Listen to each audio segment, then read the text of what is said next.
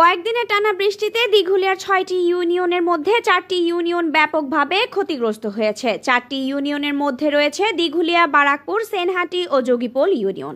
এর মধ্যে বেশি ক্ষতিগ্রস্ত হয়েছে দিঘুলিয়া এবং বারাকপুর ইউনিয়ন। অবিরাম বৃষ্টি এই উপজেলার প্রায় সর্বত্রই বাড়িঘর, দোকানপাট, শিক্ষা প্রতিষ্ঠানের মধ্যে পানি ঢুকেছে।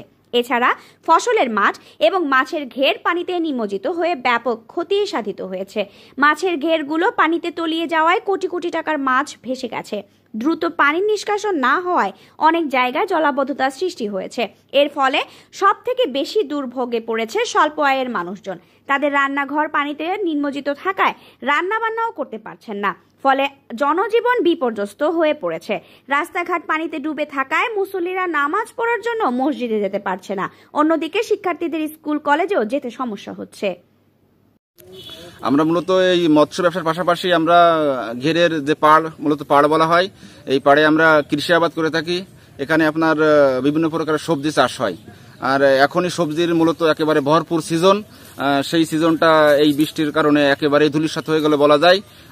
প্রান্তিক পর্যায়ের যে কৃষক, আমরা মূলত আমাদের এই মৎস্যর পরে যে জীবিকা নির্বাহ, এটা মূলত বলতে গেলে নাই। একেবারে আমরা হিরো থেকে জিরো যেটা বলা যায়, সেরকমই হয়ে গেছি। তা দেখা যাক, সবাই দোয়া করবেন আর দেশবাসী আমাদের জন্য দোয়া করবেন। আজ ৩-৪ দিন যাবৎ আমাদের এখানে অনেক বৃষ্টি হচ্ছে, যার কারণে শত শত ঘের ভেসে গেছে। ভেসে যাওয়ার কারণে এই খালে সব মাছ নেমে যায়, এখান থেকে মাছ নদীতে চলে যাচ্ছে, যার কারণে অন্তত ৭০-৮০ জন যাইলে এখানে মাছ মারতেছে। তো আমিও আসছিলাম মাছ মারতে, তো আমিও ৭-৮ কেজি পাইছি। গত ৩ দিনের ভারী বর্ষণের ফলে দিঘুলিয়া উপজেলার ৪টি ইউনিয়ন ক্ষতিগ্রস্ত হয়েছে। এর মধ্যে দিঘুলিয়া সদর, বারাকপুর, যোগীপোল ইউনিয়ন এবং সেনহাটি ইউনিয়ন উল্লেখযোগ্য। সবচেয়ে বেশি ক্ষতিগ্রস্ত হচ্ছে বারাকপুর এবং দিঘুলিয়া ইউনিয়ন। আমাদের প্রায়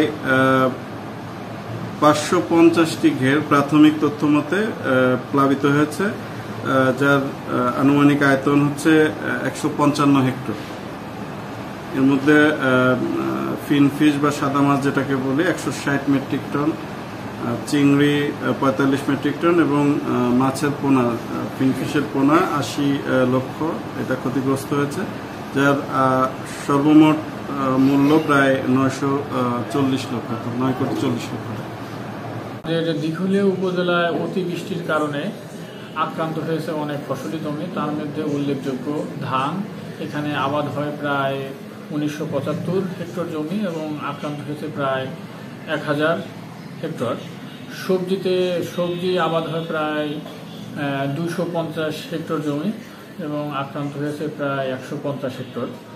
আর পান এখানে একটা গুরুত্বপূর্ণ ফসল, এখানে ২২৭ হেক্টর জমিতে আবাদ হয় এবং আক্রান্ত হয়েছে প্রায় ৫ হেক্টর।